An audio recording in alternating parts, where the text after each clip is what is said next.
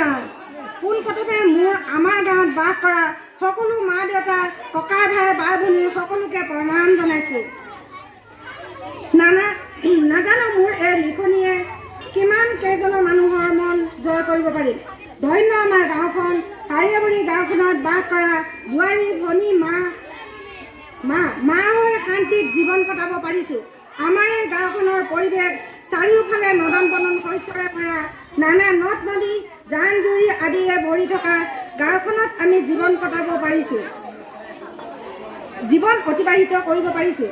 আজিকালি আমাৰ এই হাৰিয়াবুৰি গাঁওখন যথাকিঞ্চিত হ'লেও উন্নত ফালে আগবাঢ়িছে। কাৰণ আমাৰ গাঁৱৰ স্কুলকেইখনত আজি সুদূৰ দূৰৰ পৰা সন্মানীয় শিক্ষককেইজনে নিজৰ জীৱনৰ সুখবোৰকো বিসৰ্জন দি হ'লেও কণ কণ ল'ৰা ছোৱালীক শিক্ষা প্ৰদান কৰি আহিছে। তেওঁলোকে ছাত্ৰ ছাত্ৰীবোৰক শিক্ষা দি আমাৰ হাৰিয়াবুৰি গাঁওখনক উন্নত গাঁও হিচাপে গঢ়ি তুলিব বিচাৰিছে। সেইকেইজন শিক্ষকলৈ বিশেষকৈ প্ৰধান শিক্ষক মাননীয় শ্ৰীযুত মিণ্টু শইকীয়া দেৱলৈ আমাৰ ফালৰ পৰা প্ৰণাম জনাইছোঁ। শ্ৰদ্ধাৰ মাতৃগোটৰ সদস্যসকল, লগতে গাঁৱত বাস কৰা সকলো সন্মানীয় লোকসকল, ল'ৰা ছোৱালীবোৰক শিক্ষা দিয়াৰ দায়িত্ব অকল যে শিক্ষকসকলেহে এয়া নহয়। গাঁৱৰ লগতে স্কুলৰ পৰিৱেশ ভাল কৰিব হ'লে আমি সকলোৱে ঐক্যবদ্ধ হৈ ভাল কাম কৰি দেখুৱাব লাগিব। বিশেষকৈ আমাৰ আই মাতৃসকলৰ আমি কৰিবলগীয়া কাম বহুত আছে। ল'ৰা ছোৱালীৰ শিক্ষা কঠীয়াতলি প্ৰধান আমাৰ ঘৰখন। কাৰণ ল'ৰা ছোৱালীয়ে ঘৰত যি শিক্ষাৰ পৰিৱেশ পায় সেই পৰিৱেশতহে ডাঙৰ হয়। কাৰণ ল'ৰা ছোৱালীয়ে যদি ঘৰখনৰ পৰা বেয়া পৰিৱেশ পায় ডাঙৰ হয়, ধ্বংসমুখী হয়। ঠিক তেনেদৰে গাঁৱৰ পৰা বেয়া পৰিৱেশ পালেও ল'ৰা ছোৱালীবোৰ ধ্বংস হয়।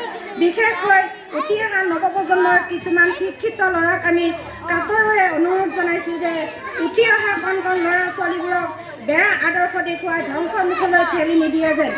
কাৰণ এইখন আমাৰ লগতে তোমাৰ ভৱিষ্যত গাঁও। কাৰণ এইখন গাঁৱত আমিয়ে অকল বাস কৰি মৰি নাযাম। কালিলৈ ল'ৰা ছোৱালীক লৈ তুমি বাস কৰিব লাগিব। লগতে আই মাতৃসকল, আমাৰ এই গাঁৱত কৰিবলগীয়া কাম বহুত আছে। এজন ভাল ধুনীয়া সন্তান জন্ম দিলে আমাৰ কাম শেষ হৈ নাযায়। সন্তানটোক শিক্ষিত কৰি মানুহ হিচাপে গঢ় দিব পৰাটোহে আমাৰ গৌৰৱ। যদি আমি এজোপা ভাল ফলৰ গছ নুৰুই টেঙা আমৰ পুলিহে লগাওঁ, টেঙা ফল পোৱাটো নিশ্চিত। সেয়ে মোৰ বাপ বান্ধৱসকল,